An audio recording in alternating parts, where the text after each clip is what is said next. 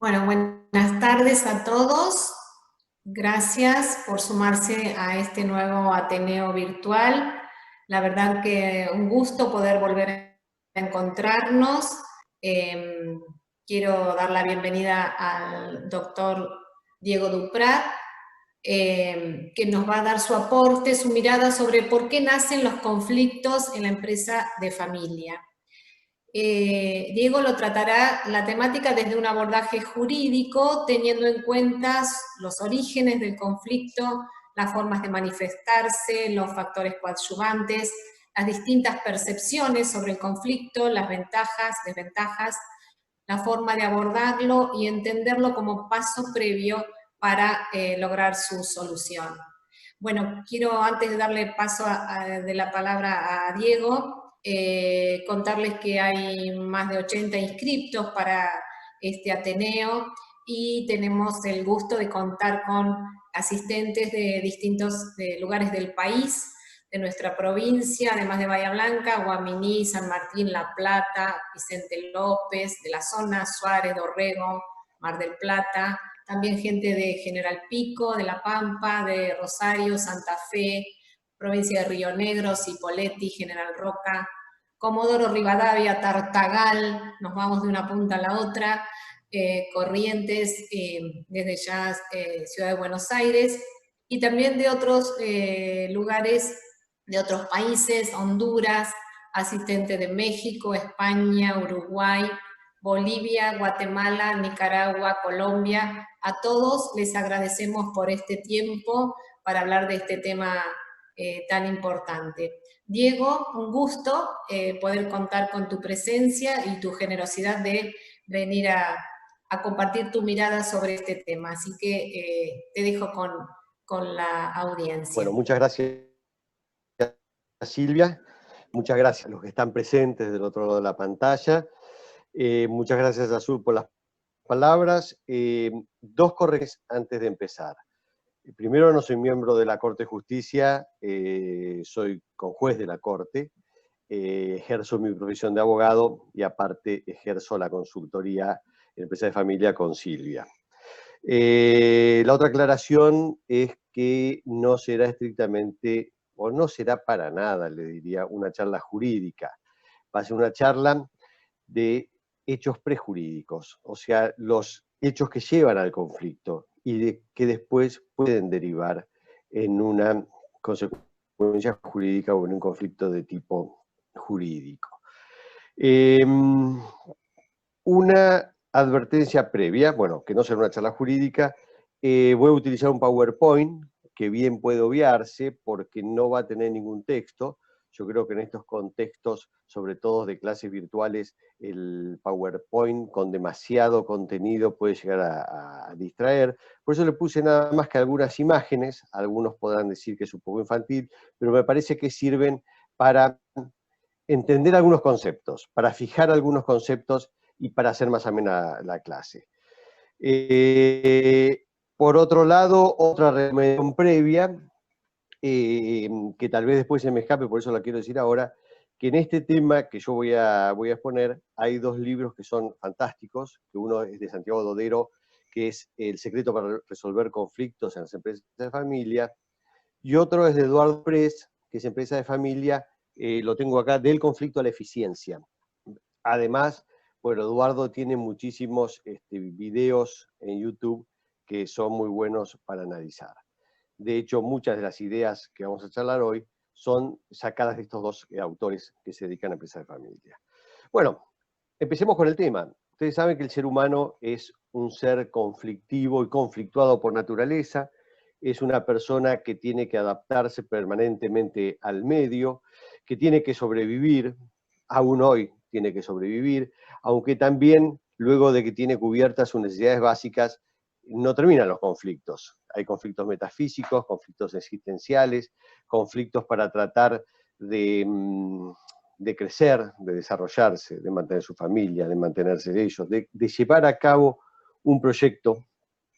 Por eso este hombre es, por sí solo, es un ser en permanente conflicto. Esto lo decía Heráclito, un filósofo presocrático, aquel que decía que nadie se baña en el mismo río, que yo diría que todo está en perpetuo movimiento y también en perpetuo conflicto.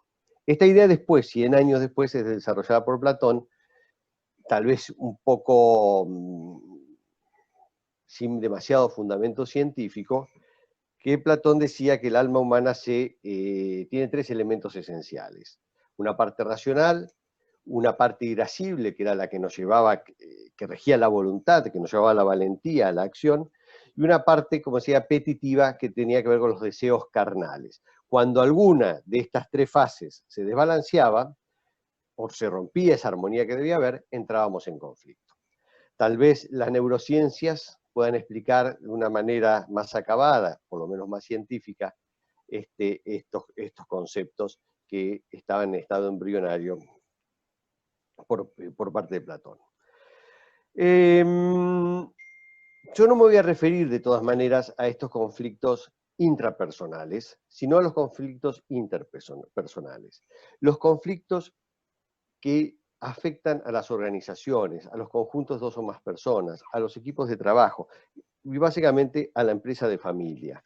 Si bien sabemos, y lo vamos a ver a lo largo de esta charla, que aquellos conflictos y aquellas sensaciones y aquellos deseos y aquellas perspectivas personales van a influir en el conflicto grupal.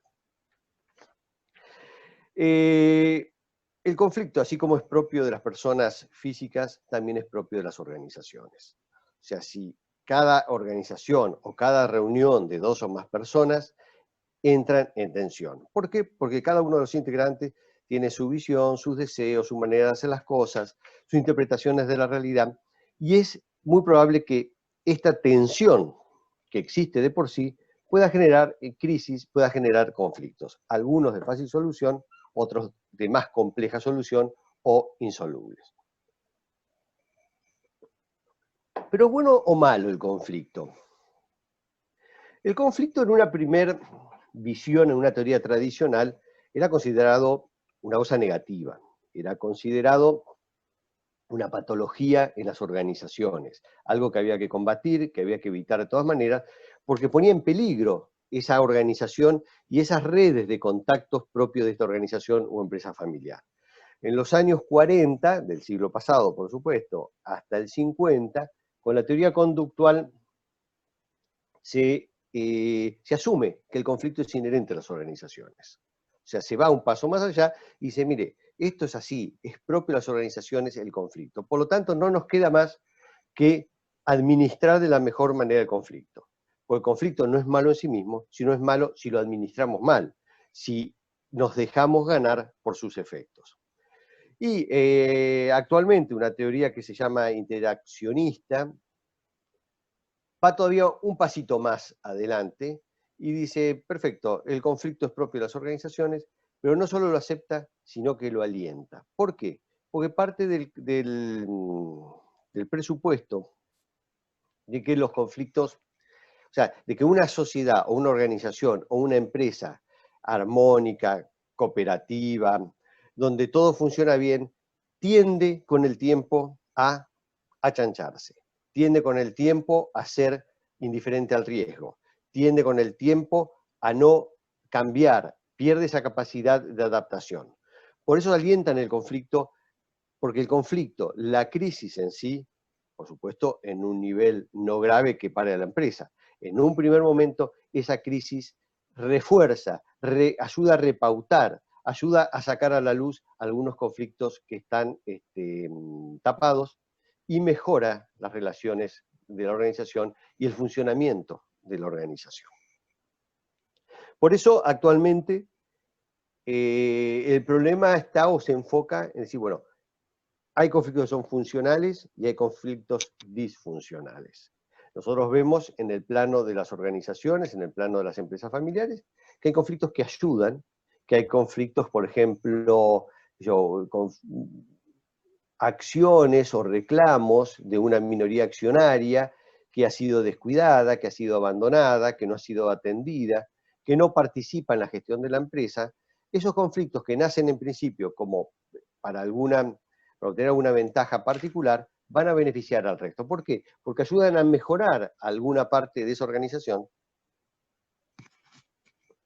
lo que va a beneficiar a todas las partes. Pero también sabemos que hay conflictos que son meramente egoístas, que no ayudan a la organización, que nada más están motivados en obtener un beneficio personal, ya sea a través de la compra de su paquete accionario, que esto muchas veces sucede. Ustedes saben que los socios minoritarios se encuentran entrampados generalmente en este tipo de sociedades cerradas, y la única manera que tienen de salirse de esas sociedades es generar una serie de reclamos de manera tal que la mayoría se canse y decida decir, bueno, ¿cuánto querés por tu parte? Y esa es la manera de salirse de la sociedad. Ese es el problema conocido como el problema de salida de las sociedades cerradas. No estamos en sociedades que cotizan en bolsa, donde uno está disconforme, vende su participación y al otro día se va. En esta es más complejo y es más difícil la salida. Pero siguiendo con esta idea de que el conflicto es propio de las organizaciones, los que son empresarios, los que son consultores de familia, comprenderán, el empresario está permanentemente en conflicto, está permanentemente luchando con los trabajadores, con los proveedores, con los clientes, con los bancos, con el Estado. Es una lucha permanente porque es parte de la tarea del empresario. Es parte de la tarea del empresario coordinar, juntar, complementar estos intereses que muchas veces son contrapuestos, pero tratar de encaminarlos hacia un fin común. Lo que suele descuidar, porque a nadie le gusta tocar estos temas, porque son temas más complejos, son los temas donde hay cuestiones afectivas. Son las cuestiones donde hay amistad, problemas con los socios, problemas con la familia. Y estos son los problemas que vamos soslayando, que vamos dejando de lado, que vamos ignorando, que vamos ninguneando, que suponemos que se van a pasar, que ya van a pasar, que les damos una explicación que en el momento nos satisface, pero que sabemos que no pasa por ahí, que pasa por otro lado. Y estos son los conflictos que tenemos que abordar. Porque el conflicto, sin duda, por más que sea propio de las organizaciones, afecta a la organización. O sea, cuando tenemos un conflicto, y más si es un conflicto de tipo familiar, bueno, nos desconcierta, nos roba tiempo para las cosas importantes, nos saca la cabeza de las cosas cotidianas de la empresa y ya no puede funcionar todo bien. Y yendo aún más lejos, también cuando hay conflicto entre dos personas, sobre todo en empresas familiares que son pocos miembros, eso también genera una rispidez que no ayuda a que fluya los temas propios de la empresa. Vino fulanito, entonces yo me voy, yo vengo después. Esto ya me lo pidió menganito, no sé por qué me lo piden 2 veces. Toda esa serie de cuestiones. Pero ¿por qué empieza el conflicto? Sabemos que es propio de las organizaciones, que cuando se juntan 2 o más personas el conflicto se verifica, 2 personas que van a vivir juntos porque se van a estudiar a otra ciudad, 2 personas porque deciden vivir en pareja. Bueno, en las empresas, donde hay mayor riesgo, porque hay una asunción mayor de riesgo de cuando me voy a vivir con un amigo, suelen darse este tipo de conflictos. Pero, ¿por qué nacen? Bueno, como dice Eduardo Press, los conflictos nacen de chiquitos, como todos nosotros. Se desarrollan de a poquito. Primero, hay algunas pautas que podemos primero ayudar a visualizar ese conflicto, pero claro, pero tenemos una actitud en principio negadora frente al conflicto. No queremos verlo, pensamos que se va a pasar. Como le decía antes, le damos una explicación que en el momento nos satisface, pero que a la larga sabemos que no es la real, como diciendo, bueno, él siempre se queja, o él está acostumbrado, mal acostumbrado por mi padre, él nunca le gustó trabajar, hablando del otro socio. Y la verdad que generalmente los conflictos son un poco más profundos, o sea, no son tan simples de perfilar con estos comentarios superficiales. Pero ya les digo, puede haber conflictos que son conflictos buenos, conflictos que tienen que ver con la organización, como por ejemplo, abrimos la manera de llevar los negocios a una nueva sucursal, cerramos tomamos más empleados, adoptamos una nueva política de dividendos. Esos conflictos pueden poner entre dos posiciones enfrentadas, a la larga pueden ser consensuados. ¿Por qué? porque pueden ser tratados argumentalmente, pueden ser tratados en un marco de racionalidad. Ahora, cuando esos conflictos tienen un origen personal, en la falta de afecto, en rendimiento, en deseos de venganza, ya la cuestión se comienza. Es tan fácil hablar, ya no es fácil ponerlo en términos racionales, y la solución pareciera que se va alejando. Pero ¿cuáles son? Les voy a poner, les había prometido un PowerPoint.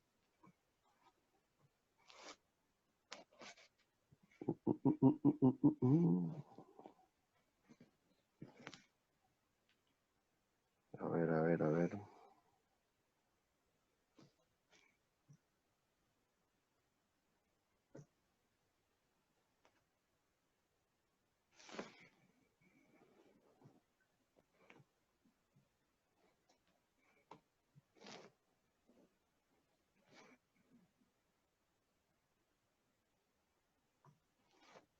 Bueno, y si no, vamos a probar.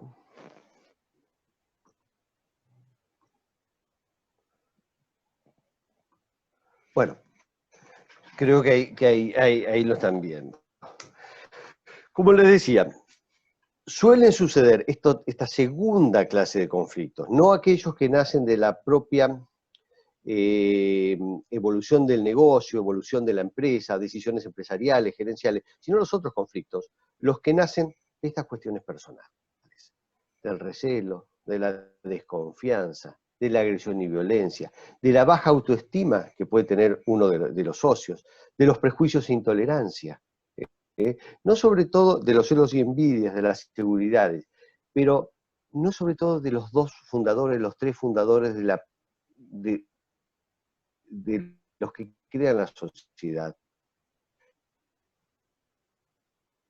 donde se supone que hay una idea común, sino de los que entre un hijo de otro, hay prejuicios porque este es un vago, ¿para qué lo traes a la empresa? Entonces, es acá donde empiezan a generarse una serie de conflictos que básicamente no tienen mucho que ver con la cuestión empresaria. No tiene que ver con decisiones gerenciales, no tiene que ver con decisiones que tengan que ver con la empresa.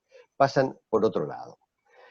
Pero son parte del conflicto. Yo, como dijo Silvia, contó al principio, y Azul, cuando habló del currículum, mi vida profesional y mi vida académica ha girado en torno al conflicto societario. Pero yo lo he agarrado en la parte final, en la parte del desenlace, en la parte cuando ya los socios no pueden hablar más, cuando se han agotado todas las capacidades de negociación, cuando las posiciones son férreas y ya no hay posibilidad de cambio. Donde el único camino posible, más allá de que siempre se intente alguna gestión extrajudicial, es ir a la justicia. Es plantearle el conflicto a una persona, en este caso el juez, imparcial, que lo va a resolver con lo que él tiene a mano. Y en este trámite judicial, jurídico, cuando los clientes venían con estas cuestiones de tipo personal, o uno advertía que esta cuestión personal, la verdad, para mí era desanimante. Es decir, con esto empezamos a empiojar todo el tema. Hasta que entendí, por suerte ya hace muchos años, entendí que esto es parte del conflicto. Y no solo es parte del conflicto, sino que es la parte más importante del conflicto. La parte jurídica es la punta del iceberg, es lo que quieren mostrar, es con lo que quieren lastimarse, es con lo que piensan que van a ganar una posición mejor. Pero abajo suelen estar estos conflictos personales, sobre todo me estoy refiriendo a las empresas de familia, o empresas que si bien no de familia, son empresas cerradas, de pocos miembros, donde se conocen todos, donde hay relaciones preexistentes. Situaciones que se agravan con esta cuestión que yo le digo, esta imposibilidad de salida fácilmente, porque no puedo, si tengo un problema, no puedo salir a ofrecer mi participación societaria por la calle esperando que alguien me la compre.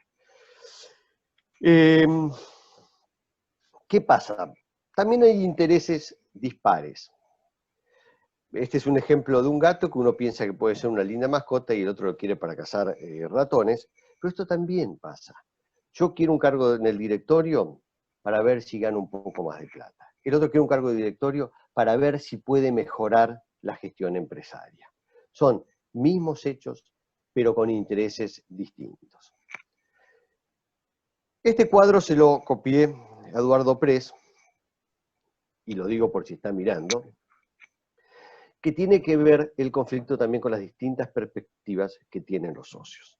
Según donde nos paremos, vamos a tener un enfoque particular de la cuestión.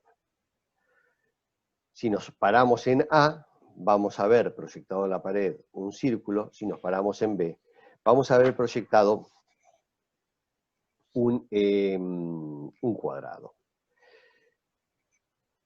Y esto, cuando uno habla con los integrantes de la empresa de familia, lo advierte en un primer momento. Uno se queja de que no, el otro se maneja como dueño, hace todo sin consultar, no sabe lo que es una sociedad. Y la otra parte dice, sí, bueno, yo hago todo porque nadie hace nada y no me lo agradecen. Me eché la empresa encima, me eché la empresa en la espalda. Entonces, sobre un mismo hecho hay distintas perspectivas, que generalmente ambas tienen parte de razón. Esto es lo que hay que desbrozar. Diferentes percepciones también. Cuando vemos dos presos, que uno pinta la reja y el otro pinta el paisaje que está detrás, también esto será en la empresa. Esto me hace acordar mucho en las discusiones sobre políticas de dividendos, entre un dividendo a corto plazo o un dividendo a largo plazo, entre no percibir un dinero ahora para reinvertirlo en la empresa y tener ganancias futuras mayores, o cobrar ahora esa platita. Son distintas percepciones del negocio. O está el que piensa que da mucho y tiene poco reconocimiento, está el que no cobra nada, pero tampoco hace nada, pero le parece que es importante. Todas estas son cuestiones que van a ahondar el conflicto societario. Y bueno, y los problemas de comunicación, que no son propios de la empresa de familia, sino son propios de todo grupo humano, de un matrimonio, de un noviazgo, de una amistad. Hay incapacidades para dialogar, esto los que tengan empresa de familia lo saben, los consultores aún más, los que están vinculados con las empresas, es fácil de destacar, empiezan a hablar y se pelean. Empieza a hablar y el otro mira para el costado. No se escuchan. No tienen la misma frecuencia. No saben lo que dicen. O fallas en la comunicación. Se sientan a hablar. Pero uno dice blanco y el otro interpretó que era negro. No se entendió bien. Hay interrupciones. Hay cortocircuitos en el medio que hacen que la comunicación no sea fluida, que no sea real. Y esta falla de comunicación también hay a veces una inconsistencia en lo que se dice y lo que se quiere decir o lo que se está pensando.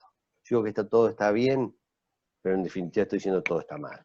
Te estoy diciendo que por qué no viniste a trabajar, en realidad quiero decirte que entiendas que sos un vago que no venís nunca a trabajar. Y el otro entiende lo que quiere. Entonces, esto también, en un sistema cerrado como es la empresa de familia, cerrado en cuanto a que forma parte de la familia, también se dan estos problemas. Pero ¿cómo se empieza a solucionar este problema? Porque hasta ahora lo que sostuvimos un poco lo conocemos todos, o lo intuimos. ¿Cómo empieza a solucionarse? Bueno, primero, tomar distancia. El que se acerca a una empresa de familia, sea integrante o sea un asesor externo o un consultor de empresa de familia, tiene que tomar distancia. Yo me acuerdo una imagen de cuando era más chico, que cuando empezaron a ver las pantallas de LED en los estadios de básquet, Bahía Blanca era la capital del básquet, no sé ahora, en un principio pasaban publicidad, después empezaron a pasar las jugadas, a repetir las jugadas, y la verdad que era una cosa fantástica. Cuando una vez estando en uno de los clubes, baja en esa pantalla iluminada, yo me acerco y la verdad que no se veía nada. Era una luz cegadora, una luz que no permitía saber lo que había detrás. O sea, se veía mucho mejor de lejos que de cerca. De cerca nos enceguecía, de cerca no podíamos saber si era una propaganda o era una repetición o lo que era. Y esta es un poco la imagen de la posición que tenemos que tener frente al conflicto. O sea, dar un paso al costado y tener una mirada neutral. No dejarse llevar por lo que dicen las partes, cada uno aún cuando actúen de buena fe. Cada uno tiene su posición, cada uno tiene su perspectiva, cada uno tiene su explicación de lo que está pasando. Entonces, este es el primer punto. El segundo punto es ver el conjunto. Este es un ejemplo que nosotros usamos en la primera clase de Derecho de Sociedades para decir cómo la sociedad puede ser definida desde varios puntos de vista. Esta es una metáfora de, bueno, en este caso no están dibujados hindúes o indios. En la India se convocan a varias personas ciegas y se les hace tocar un elefante, una parte del elefante, y en base a esa parte que tocan se les sugiere que lo definan. Entonces, el que toca las orejas dice un ventilador, el que le toca los colmillos una lanza, el que toca la trompa una serpiente, el que toca una de las patas un árbol, el que se apoya sobre el tronco dice esto es una pared, y por último el que toca la cola dice una cuerda. ¿Por qué? Porque cada uno define la generalidad, la totalidad, de acuerdo a los datos que tiene, de acuerdo a la información que está a su alcance. Entonces, esto produce problemas, porque a veces, si no vemos la totalidad, enfocamos mal el problema. O sea, si pensamos que el elefante es una pared, bueno, no vamos a poder ni de alimentar, ni ninguna otra cosa que tenga que ver con los elefantes. Por eso, el consultor de familia, aparte de dar un paso para atrás y ver el todo, tiene que unir todos esos cabos sueltos, unir esas visiones particulares que tiene cada uno de los integrantes de la empresa familiar. Y, por supuesto, ir más allá de lo que dicen. Porque esta recomposición de la empresa, recomposición del estado de situación de esa empresa, nos lo van a dar los propios integrantes de la empresa, a través de sus palabras, pero a través de ese mensaje puede ser equívoco. ¿Cuántas veces les ha pasado en cualquiera, no solo en la empresa familiar, decir, ¿y cuál es el problema acá? No, acá está todo bien. Pero funciona, sí, no, acá, ni un sí ni un no. Bueno, y hay sí o no, porque no puede ser que esté todo bien, porque nunca está todo bien en ninguna organización. Siempre hay cosas para mejorar, siempre hay cosas para cambiar, siempre hay sugerencias para adaptar alguna cosa mejor. Y esta tiene que ver también con una posición frente al conflicto, en negarlo, en malinterpretarlo, en ningunearlo, en menospreciarlo, o en darle, como ya dijimos, una explicación que nos satisface, pero que sabemos que no es verdad, y que a la larga no es verdad, y que lo único que va a hacer es dilatar el momento de explosión de ese conflicto. No, lo que pasa es que él es un malcriado. No, lo que pasa es que no acepta un no. No, yo con él no lo hablo porque de plata es medio complicado. Y el conflicto sigue avanzando. Y otro de los temas que hay que tener en cuenta en el abordaje de los conflictos de la empresa de familia es el tema de la simbología y la representación de los conflictos. Yo le pongo el síndrome del trono del rey. O sea, hay ciertas cosas en la familia que tienen una simbología muy, muy fuerte, que tienen que ver con el poder, tienen que ver con el manejo, tiene que ver con la tradición. Algunas de esas. La oficina de nuestro padre, la casa de veraneo, el auto que él tenía, la lapicera que usaba. Son cuestiones que no son tal vez tan relevantes desde el punto de vista económico, pero que son símbolo de poder. El que se sienta en la oficina del viejo, ese tiene la manija. Y por eso muchos conflictos, además de una cuestión económica, además de una cuestión de organización empresaria, necesitan alguna otra cuota de reconocimiento afectivo. Un perdón, un reconocimiento, un muchas gracias por lo que hiciste. Yo recuerdo, bueno, me parece que ya estamos medio cerca de tiempo, no voy a dar, no les voy a pasar mis recuerdos. Pero vayamos hacia el final. ¿Cómo se empieza a solucionar los conflictos? ¿Cómo podemos planificar? ¿Cómo podemos evitar los conflictos? Este es un círculo de mi autoría, donde todo está vinculado. Un círculo virtuoso porque todo tiene que ver con cada uno de los cuadrantes que están. En principio, y voy a hacer rápido para después podamos responder preguntas, normas claras. O sea, la empresa tiene que saber a dónde va, a dónde quiere llegar y cómo quiere llegar. Esto es una especie de barco donde si no sabemos a dónde vamos a salir, más vale que nos quedemos en puerto. Tenemos que saber hacia qué lugar vamos. Y todos tenemos que estar de acuerdo en que vamos a ir a ese lugar y cómo vamos a ir en ese lugar. Qué barco vamos a usar, qué ruta vamos a elegir, cuáles van a ser las paradas. Tiene que haber una hoja de ruta compartida. Y no solo una hoja de ruta, sino también deben saber que entran en una empresa donde hay un riesgo compartido también. No van a compartir solo lo bueno, sino que van a compartir lo malo. Luego queda el tema de la tripulación. La tripulación también tenemos que tener normas claras de convivencia dentro del barco. ¿Quién manda? ¿Quién obedece? ¿Quién tiene tal responsabilidad? ¿Quién cumple tal función? Que ahora lo vamos a ver también en trabajo en equipo.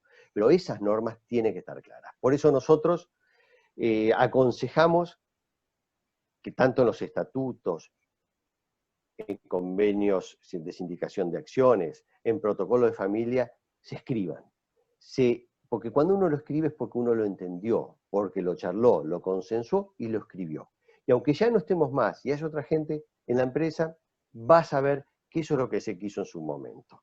Evita malas desinterpretaciones, malas interpretaciones, vacíos que después se llenan haciendo hablar a los muertos. No, papá hubiese querido que esto tomemos este camino.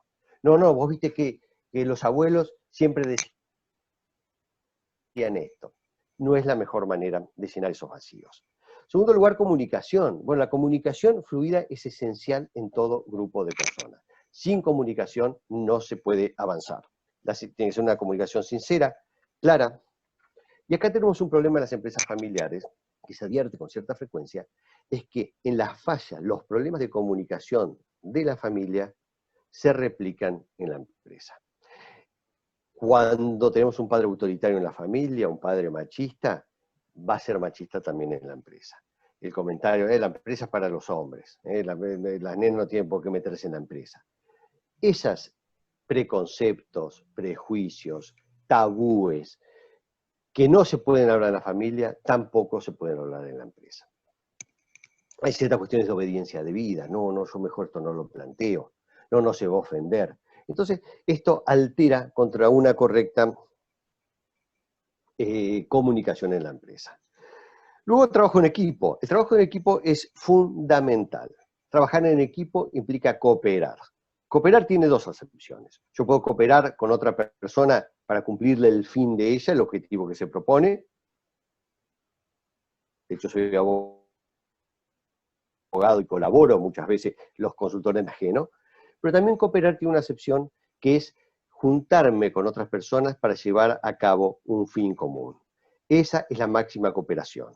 De ahí nacen las sociedades comerciales, de esta necesidad de hacer trabajos en común, de compartir el riesgo. Pero este aquí que también en las empresas familiares suele complicarse porque armar un equipo es muy complejo.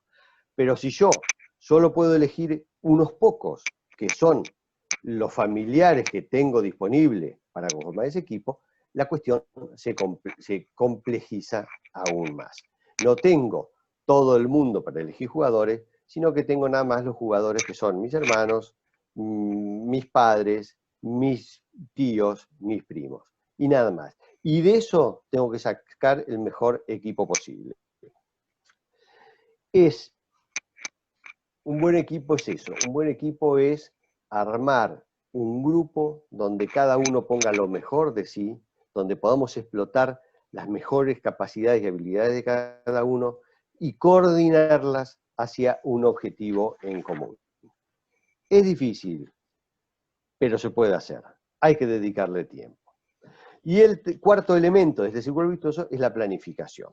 Planificar es adelantarnos al futuro. Planificar es prever lo que nos va a pasar. Hay cosas que sabemos que nos van a pasar, hay cosas que son imprevisibles. El coronavirus es imprevisible. Nadie pudo prever prevenir, actuando racionalmente, que nos iba a pasar esto y que ya llevamos varios meses de un parate total. Pero hay cosas que se pueden prevenir, o que sabemos que van a pasar, inclusive la muerte. No sabemos cuándo, pero sabemos que en algún momento va a pasar. Entonces, cuanto mayor planificación exista, menos doloroso o menos efectos nocivos va a tener el conflicto dentro de la empresa de familia. Y esta planificación tiene que tener 4 patas. Uno, servir para incorporar a nuestros descendientes. En algún momento la posta se va a pasar. Las empresas de familia tienden a perdurar en el tiempo. Entonces tenemos que ver cómo armamos esa posta, cómo la planificamos. El otro es para retirarnos, que es la contracara, para los que estamos armando la empresa, poder retirarnos en forma no traumática. Segundo es, ¿qué hacemos en el caso de la muerte de un socio? También hay que planificarlo. Y cuarto, uno planifica para evitar conflictos a futuro. Estos son, digamos, el círculo virtuoso. Hay muchas maneras, muchas herramientas jurídicas para hacerlo. No solo del derecho societario, como normas estatutarias, pactos específicos, reglamentos de funcionamiento del directorio, sindicación de acciones, determinar distintas clases de acciones para distinta estirpe familiar, formas de salida, formas de pagar la participación del socio que se quiere ir o que falleció. Desde el derecho contractual también hay muchas, el tema de las donaciones. Desde el derecho de familia es en cómo armamos nuestra futura familia, o saber que la manera en que la armemos, ya sea con un régimen de comunidad de ganancias o un régimen de separación de bienes, qué efectos va a tener cada uno. Desde el derecho sucesorio tenemos el pacto de familia, y también tenemos normas de derecho sucesorio que nos van a permitir dejarle a alguien una cosa y al otro otra cosa. La empresa para la que trabaja, pero a su vez compensarlo con otra cosa. En fin, no es el motivo de esta charla la parte jurídica, creo que ya estamos en hora. Lo único que quiero decirle es que hay herramientas, y que en otra charla, si Silvia lo permite y el IADEF me invita, lo vamos a continuar. Bueno, muchas gracias por haber escuchado y quedo a disposición para las preguntas que quieran hacer. Muchas gracias a todos. Bueno, Diego, muchas gracias a vos, muy interesante, muy claro. Tengo algunas preguntas para hacerte, en las personas que nos están acompañando. Una de ellas es sobre si la justicia soluciona adecuadamente los conflictos de las empresas de familia. Bueno, es fácil la respuesta. No lo solucionan los conflictos de familia, porque las empresas de familia soluciona por ahí la superficie. Podemos impugnar una asamblea, podemos pedir una intervención judicial, pero si el problema es un problema grave, sigue latente. O sea, es una batallita más el tema de la justicia, pero no lo soluciona. Y no lo soluciona porque a veces no se somete el conflicto en su totalidad a la justicia. Se somete una parte nada más, que no es la más compleja. Y por un lado, y por el otro, los juicios son largos, los juicios son complejos, los juicios son tan largos que cuando llega una solución ya no sirve. Y empresas de familia, el problema es que si, digamos, son de larga duración y continuados. Yo hoy tengo un problema porque siento que una asamblea no respetó mis derechos, la impugno. Pero el otro ejercicio tengo que impugnar la otra, porque ya impugné la primera, y después la otra, y después la otra.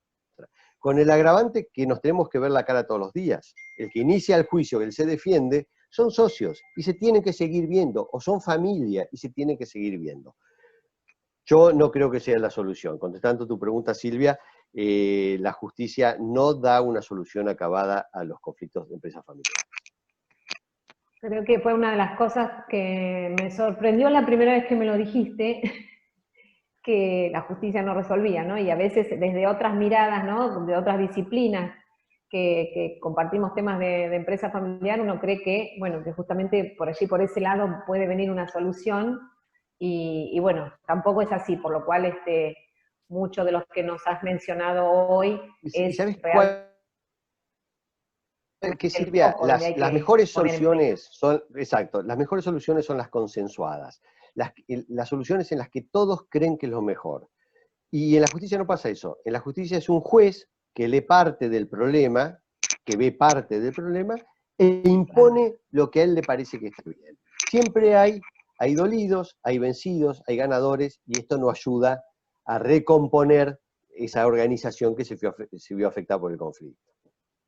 Tal cual. Y como mencionabas ahora, ¿no? Esto del largo plazo que puede suceder cuando va a la justicia, porque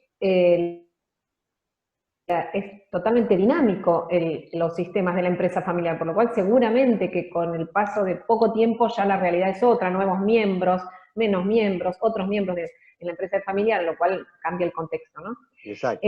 Otra pregunta es sobre si puede bloquearse el ingreso de algo muy puntual, de un ex cónyuge o de sus familiares a la empresa de mi familia, algo muy puntual. Sí, el que preguntó eso debe tener a alguien en mira ya, debe tener nombre y apellido. Pero sí, vos sabés, Silvia, o sea que todos los que están escuchando saben lo importante que es mantener el elenco original de socios en empresas de familia. Lo importante que es mantener la gente que piensa igual, porque la empresa de familia no es una cuestión netamente comercial. Hay valores, hay una visión, hay una forma de hacer las cosas, hay tradiciones. Por eso es muy importante mantener este elenco. Y el cónyuge o el ex cónyuge de uno de los socios puede llegar a ser socio por muchas causales. Puede ser que, por ejemplo, se le compre la participación de un socio con bienes gananciales. Entonces el cónyuge, que no tiene nada que ver con la empresa de la familia de su cónyuge, pasa a tener algún derecho sobre esas acciones. O se muere el cónyuge que es socio y hereda el cónyuge. O sea, hay muchas maneras en que el cónyuge puede llegar a tenerlo. Pero respondiendo, tener participación en la empresa de familia. Pero contestando a tu pregunta, claro que se puede bloquear. Claro que hay muchas maneras jurídicas de bloquear el ingreso. Te las menciono nada más. Sí. Hay pactos de accionistas. Pactos de accionistas donde sea quien sea, o sea, que sean oponibles también al ex cónyuge. ¿Por qué? Porque pasan a formar parte del plexo normativo de la sociedad. Si las aprueba la asamblea, si se inscribe, etc. Se puede diseñar también un sistema de distintas clases de acciones. Se puede también prohibir, si se quiere, el ingreso, directamente prohibir, siempre y cuando haya una compensación económica. Yo no me puedo quedar con las acciones que ahora es del cónyuge y decir, mira, no queremos. Pues está bien, no querés, pero compensame el valor real de esas acciones. O puede haber derechos de compra, o sea, si el cónyuge quiere comprar, primero se pone a disposición esas acciones del resto de los socios, del elenco original. Y ellos tienen ese derecho de preferencia, no es estrictamente preferencia, de comprar en primer lugar. Se pueden poner acciones en fideicomiso. En definitiva, Silvia, hay maneras de evitar esto. No porque los ex cónyuges sean malos en general y bajo todas circunstancias, sino porque a veces no tienen los mismos principios que tienen los socios y la familia empresaria. Bien. Otra pregunta, Diego, es sobre si podías mencionar algún factor que consideres clave para la empresa de familia de enfrentar este momento especial de pandemia y cuarentena. Bueno, Si bien nos sí, vamos yo creo que puntualmente al tema conflicto, pero yo creo que las empresas de familia están mejor dotadas que otras empresas para pasar esta pandemia. Sí, porque lo han revelado en otras crisis distintas, pero crisis donde los mismos socios pueden ajustarse el cinturón, los mismos socios pueden no retirar tanta plata, puede retroalimentar que lo que sacaron para la familia ahora de alguna manera devolverlo a la empresa, aunque sea transitoriamente. Sí, vos sabés que las empresas de familia son resilientes a este tipo de crisis. Son las que se mantienen, las que no se van, las que siempre están, y además el hecho de conocerse entre ellos sino de tener un vínculo muy estrecho con proveedores, con clientes, una cierta fidelidad, también ayuda a sobrepasar estos momentos de crisis y de parate total de las actividades, ¿no? Y como mencionabas al comienzo, creo que es sobre el conflicto en sí que una situación de conflicto a veces une más, ¿no es cierto? Genera mayor unión, que el conflicto no sea entre Puede ellos, unir, sino de puede afuera, unir o puede separar, propone porque otra sí, mirada. puede unir o puede Por separar. eso, O sea, una de que las las posibilidades crisis, sería que por ahí te une. que una más, que Sacan todos a flote se lo encolumnen, que... ¿no? Sí, pero también las crisis desnudan lo peor, ¿no? Y más cuando hay ausencia de dinero, cuando ya las cosas no tienen lo que solían sacar de la empresa, también puede ser, bueno, pero es una crisis, puede ser, es lo que hablamos, puede ser redituable, puede ser para mejor, o puede ser para peor, desnudando todas las miserias y todos los problemas que ya estaban, ¿no? Que estaban desde antes. Tal cual, se arrastra con esto. Sí. Bueno, otra pregunta, algo comentaste, pero si tienes algo más para decir sobre alguna bibliografía o autor que recomiendes, si querés volver a mencionar los del comienzo, sí, porque hay otra gente que por allí se mira, sumó yo más los tengo tarde. acá, son libros de consulta, a ver si se ve. Lo usamos nosotros, Silvia, también en el programa, Eduardo Claro, de Press, Eduardo Press. y también lo usamos, el de Santiago Dodero, Cómo resolver los conflictos en la empresa de familia. Son dos libros que un poco resumen lo que estuvimos viendo en esta clase, Bien. por supuesto mucho mejor de lo que lo pude haber dicho yo.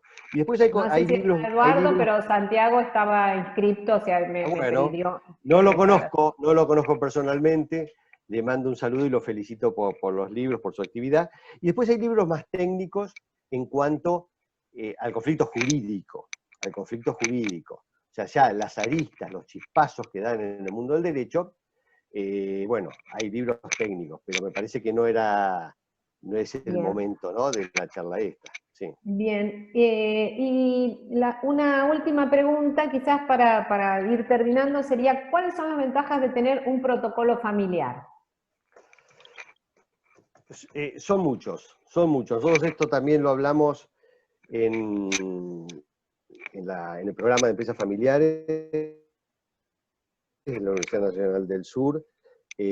Primero es poner blanco sobre negro esas cosas que están implícitas, esos valores que todos sabemos que son así, pero no están escritas en ningún lugar.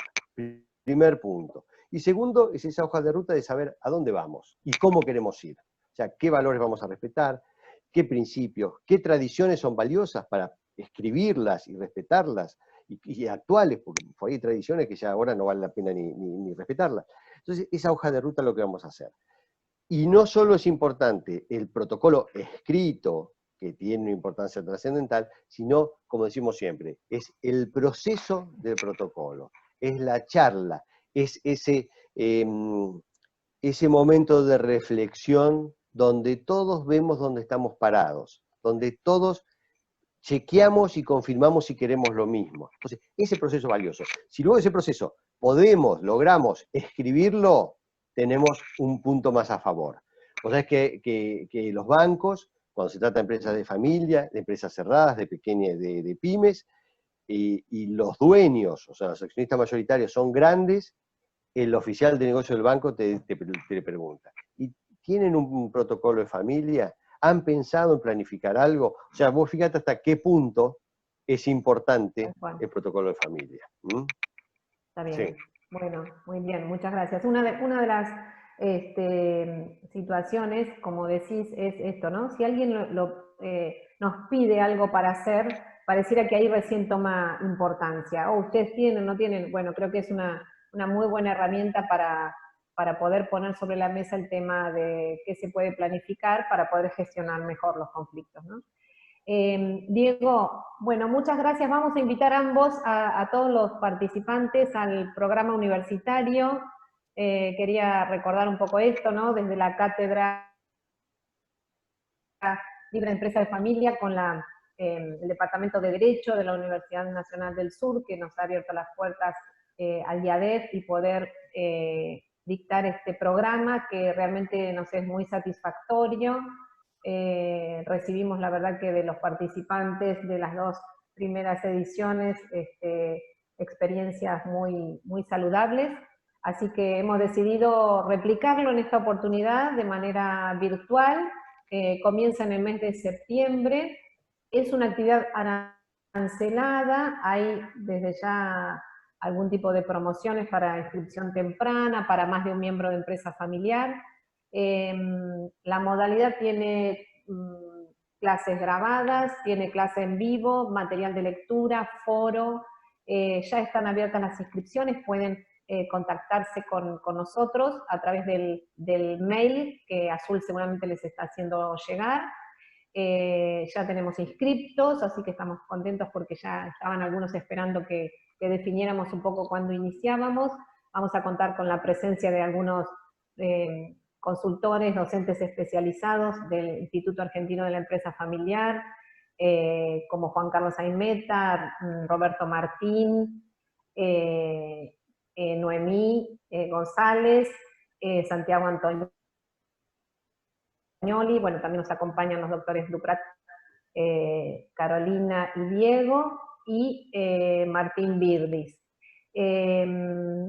Lo que queríamos es, bueno, poner este tema desde una mirada más fuera, si bien la palabra de Diego, ¿no?, está acompañada de alguna manera de su mirada profesional, ponerla en este ámbito de tema de conflicto, se quiere evitar manifestar que uno los tiene, y como decía Diego, es algo natural del ser humano. Así que la verdad, Diego, que hay, bueno, muchos saludos de muchos de los que están participando, y saludos para vos, muy buena la charla, me encanta el tema, muchas gracias, excelente, muy claro en las explicaciones. Bueno, gracias por brindarnos la oportunidad de participar.